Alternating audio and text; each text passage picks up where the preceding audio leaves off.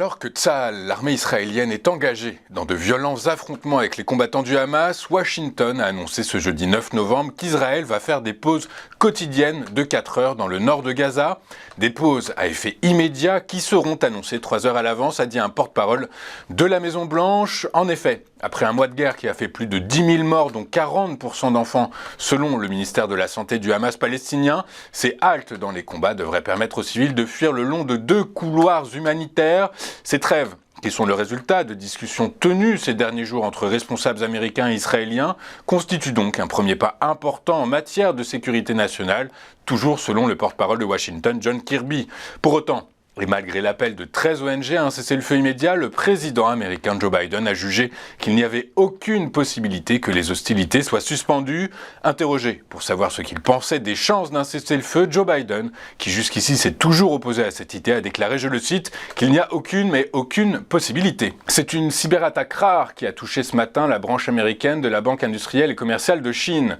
Une attaque de ransomware qui a perturbé les transactions au sein du Trésor américain. Selon les autorités locales, cette attaque serait l'œuvre de Lockbit, un gang criminel ayant des liens avec la Russie et qui a également été associé à des attaques contre Boeing Co., Ion Trading UK et Royal Mail au Royaume-Uni. Cet incident met en exergue une menace qui prend de plus en plus d'ampleur et qui pourrait avoir des conséquences désastreuses pour le système financier et commercial mondial. Une cyberattaque qui pourrait un jour paralyser un élément clé du système financier, déclenchant une cascade de perturbations. S'exprimant quelques jours après que la Fed a voté en faveur du maintien des taux directeurs dans la fourchette 5,25-5,50%, Jérôme Powell a déclaré hier lors d'une conférence au FMI à Washington que davantage de travail pourrait être fait dans la lutte contre l'inflation. Le patron de la Fed a déclaré que l'indice des prix à la consommation est bien au-dessus du niveau souhaité par l'institution qu'il représente, tout en qualifiant sa politique de considérablement restrictive. Même si Powell n'a pas présenté d'argument en faveur d'une hausse des taux, il a rappelé que des projections d'inflation passées avaient pu surprendre les sages. Il a déclaré qu'il surveillerait de très près les conditions économiques pour éviter à la fois le risque d'avoir été induit en erreur par quelques bons mois de données, ainsi que le risque d'avoir augmenté les taux à un niveau trop élevé. Peu de temps avant, de l'autre côté de l'Atlantique, François Villeroy de Galhau a estimé que la BCE ne devrait pas augmenter de nouveau ses taux directeurs, mettant ainsi sur pause sa politique de resserrement monétaire en cours depuis juillet 2022.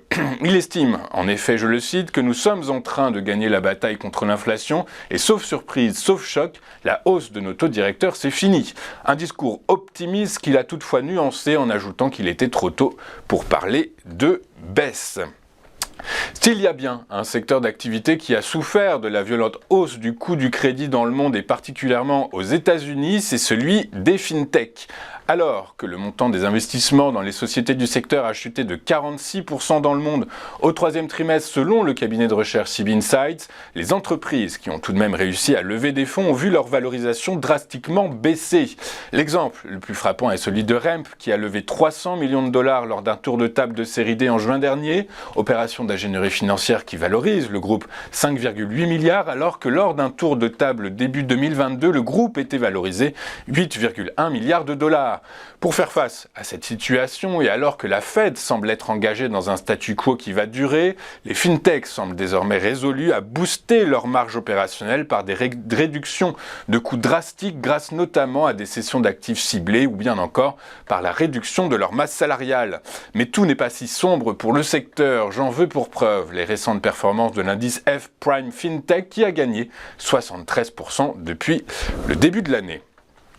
Et si, dans la foulée de son ETF spot Bitcoin, BlackRock serait en train de finaliser le lancement d'un ETF spot Ether? C'est en tout cas la rumeur qui a agité la cryptosphère hier après que le géant de la gestion d'actifs a enregistré un fonds dans l'état du Delaware aux États-Unis, le iShares Ethereum Trust. Or, il y a tout juste une semaine, le même gérant d'actifs avait enregistré son ETF spot Bitcoin au Delaware et ce, de la même manière. C'est pourquoi les experts du secteur estiment qu'il s'agit là d'un premier pas vers le dépôt d'une demande d'ETF pour Ethereum par BlackRock, et on verra en fin d'actu quelle a été la conséquence sur les marchés crypto. Faisons maintenant le tour de ce qui s'est passé sur la planète financière, et en Europe, les principales places boursières ont clôturé la séance dans le vert avant le discours de Jérôme Powell au FMI, mais surtout malgré la contraction des prix observée en Chine en octobre, indice action porté par la microéconomie et de solides résultats d'entreprise. À Paris, le CAC 40 a bondi de 1,13% à 7113 points, le DAX s'est lui apprécié de 0,81% à 15 352 points. Enfin, à Londres, le FTSE a gagné 0,73% à 7455 points. Aux États-Unis, les marchés actions ont fini dans le rouge hier après les propos de Jérôme Powell, le président de la Fed, qui a annoncé que les responsables de la Réserve fédérale n'étaient pas convaincus que les taux d'intérêt soient assez élevés pour lutter contre l'inflation. Le Dow Jones a reculé de 0,65% à 33 891 points. Le S&P 500 a reculé de 0,81% à 4 347 points. Enfin, le Nasdaq Composite a lui abandonné 0,94% à 13 521 points. En Asie ce matin et dans le sillage de Wall Street, la bourse de Tokyo a fini en baisse après le discours hawkish de Jérôme Powell. Le Nikkei a circulé de 0,24% à 32 568 points. Sur le marché des rendements obligataires, en zone euro, après 2 baisses consécutives, le rendement du Bund à 2 ans a gagné près de 4 points de base à 2,647%, alors que celui à 2 ans s'est apprécié de près de 2 points de base à 3,086%. À l'heure de la clôture en Europe et avant le discours très attendu de Jérôme Powell, les taux souverains US ont gagné du terrain. Le rendement pour le 10 et le 2 ans américain se négocie en hausse respective de 5 et 3 points de base à 4,96, 34% et 4,551%. Enfin, sur le marché du pétrole, les prix ont légèrement rebondi hier après avoir atteint la veille un plus bas de juillet dernier. Les opérateurs misant désormais sur une prolongation des coupes de l'OPEP+, tandis que l'Arabie Saoudite a accusé les spéculateurs de faire baisser les cours du brut.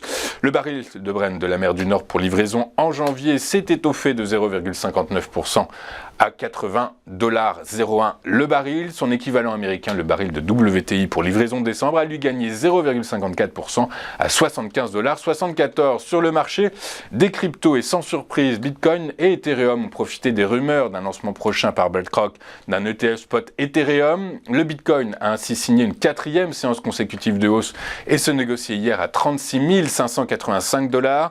La hausse de l'Ethereum est, elle, plus spectaculaire puisqu'il se négocie à l'heure de la clôture à Paris à 2096$, soit un gain de 10,76% par rapport au cours de clôture de la veille. Nous allons marquer une toute première pause dans cette édition du 10 novembre 2023 et juste après, comme convenu, comme promis et comme à notre bonne habitude, nous retrouverons sur le plateau de TV Finance Antoine Quesada qui a commenté pour nous l'ouverture de la séance à Paris, une ouverture attendue dans le rouge. À tout de suite.